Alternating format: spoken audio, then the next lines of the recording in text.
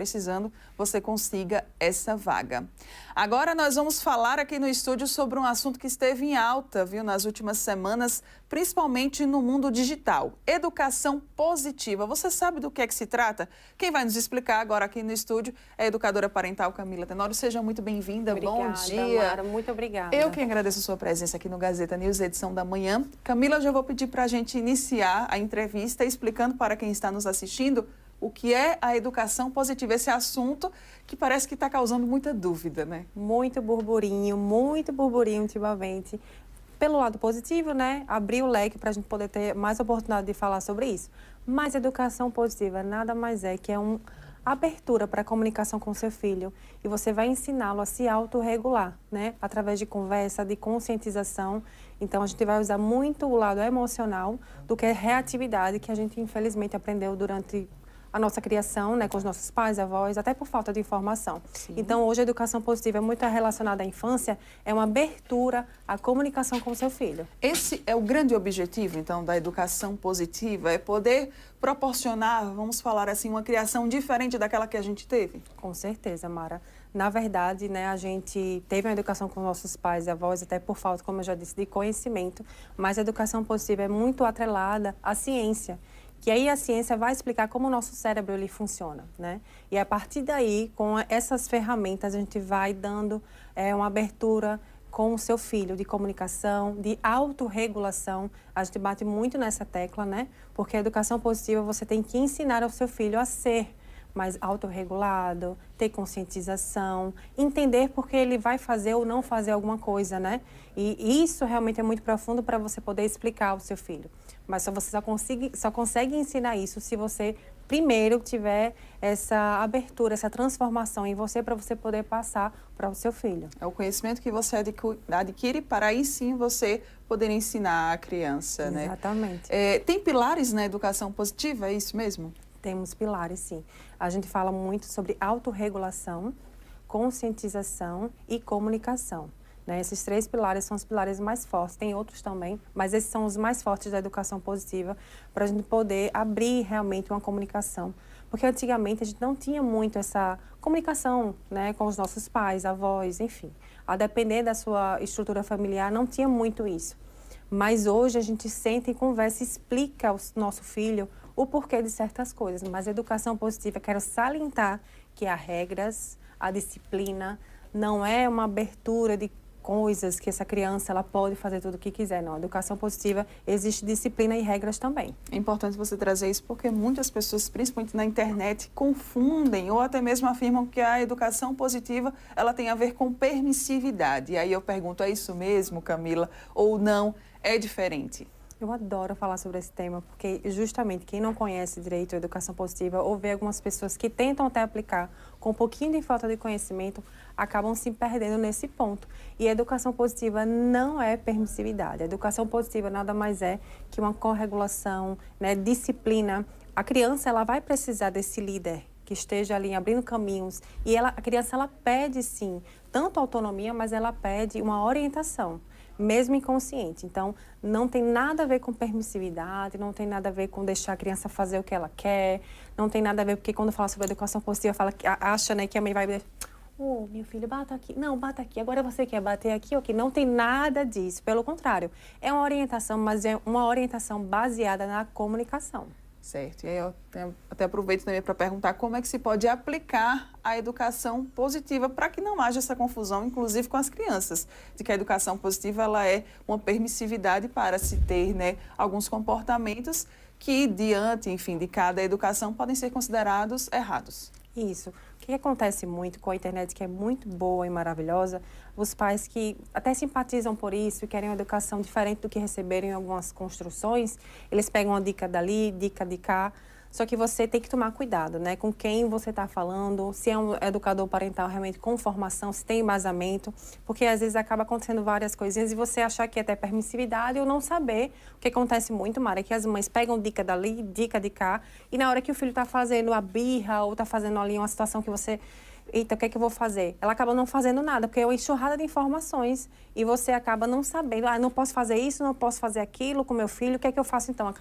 Aí entra a permissividade, porque a mãe não sabe o que fazer exatamente, ela trava e acaba permitindo o filho com medo de traumatizá-lo, porque quem não entende acha que tudo é trauma e Sim. não é, novamente, né, traumatizar o seu filho, e acaba sem fazer nada, onde entra a permissividade. Então, você tem que procurar, em primeiro lugar, né, livros e pessoas que tenham realmente um gabarito com a educação positiva, pessoas com formação, pessoas que tenham realmente uma informação de qualidade. Eu acho que isso é o primeiro diferencial. E o segundo é uma transformação. Porque para você poder educar o seu filho, você precisa se educar primeiro, que é babado, né? Se você vai falar com o seu filho, meu filho, para de gritar, gritando. Sim. Ou seja, você realmente precisa ensiná-lo, porque ele vai olhar para o adulto da relação, que é o cuidador, normalmente o pai e a mãe, e para isso você tem que ser exemplo. Então, a transformação inicial são nos pais, para depois passar para os filhos. E, Camila, aproveitando, né, você falou sobre as birras. Como, então, lidar com as birras? Eu acredito que essa deve ser a maior dúvida dos pais. Como lidar com essas birras de uma forma realmente apropriada? Eu gosto muito de falar, em primeiro lugar, a gente tem que entender sobre o cérebro da criança, né? Como a gente se desenvolve. A gente não sabe, o mínimo, a gente estuda para tudo. E a gente não estuda para realmente a parentalidade consciente. Quando eu falo estudar, Mara, não é você seguir uma linha. Até porque a maternidade, a paternidade, não existe cartilha. Mas a gente vai pegar essa base, o que você vai estudar na ciência, o que o cérebro... como é que ele funciona para poder aplicar para o seu filho. E uma coisa que eu gosto muito de falar é que o nosso córtex pré-frontal, que eu falo sempre, ele é acionado, né? Ele começa a se desenvolver a partir dos 3 anos de idade e ele controla os nossos impulsos. A criança, a partir dos 3 anos de idade, que esse córtex pré-frontal ele vai se desenvolver, ou seja, e ele só vai estar completo, Mara, aos 24 anos de idade.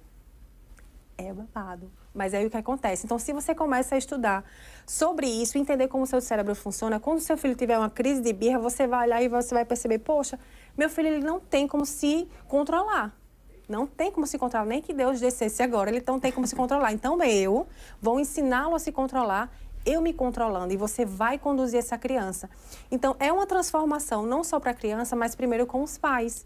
Né? É uma transformação de você entender como você funciona também, não só como a criança. A criança vai ser, isso eu gosto de falar que vai ser um plus, mas você vai entender como você funciona também e a partir disso você vai passar para a criança. Então, é uma conscientização parental que você tem que ter para você poder aplicar essa educação positiva na hora de uma birra, por exemplo. Você vai acalmar essa criança.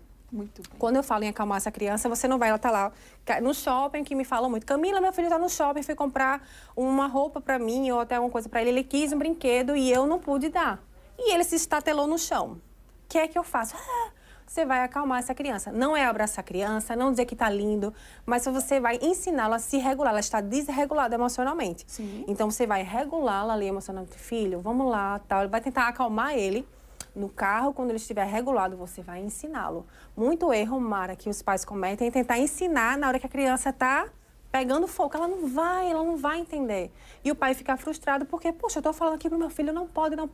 Ele não está me ouvindo. Ele está extremamente desregulado. Você acalma primeiro o seu filho, não é permissividade. Você vai acalmá-lo ali. Não vai adiantar, você vai acalmá-lo e aí em casa ou no carro você vai ensiná-lo. Filho, naquele dia, isso tudo é conscientização, parentalidade consciente que a educação positiva ela traz. E através da comunicação, né, como você bem Totalmente. citou no início. Sobre o caso que eu falei, quando eu estava aqui abrindo essa entrevista, na abertura, eu citei sobre um caso que ficou que teve grande repercussão, na verdade, na internet, que foi de uma grande influenciadora que estava filmando uma apresentação do Dia das Mães do filho dela e ela achou que a professora que estava ao lado da criança estava tentando regular as emoções e os sentimentos, porque a criança, durante a apresentação, estava querendo chorar, estava muito emotiva. E aí eu aproveito para perguntar, para a gente poder fechar aqui a nossa entrevista, sobre o papel da escola, o papel dos professores quando a gente fala de educação positiva.